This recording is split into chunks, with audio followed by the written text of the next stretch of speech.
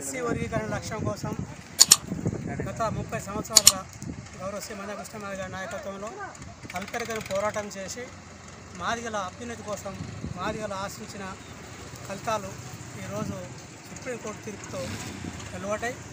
ఇది న్యాయసమ్మతమైన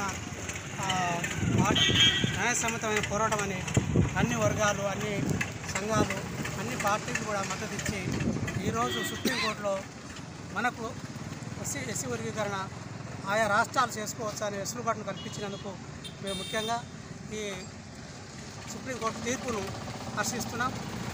ఆ సుప్రీంకోర్టు తీర్పును వెలువరించిన ధర్మాసనాన్ని కూడా మేము కృతజ్ఞత తెలియజేస్తున్నాం.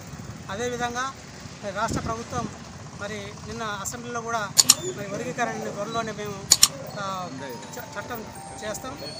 అదేవిధంగా ఉద్యోగాలలో కూడా మరి ఈ వర్గీకరణ అమలు ప్రకారమే చేస్తామని చెప్పడం కూడా హర్షించదగ్గ. సెంటర్లో ఎంఆర్పిఎస్ ఆధ్వర్యంలో మందకృష్ణమాదిగ గారికి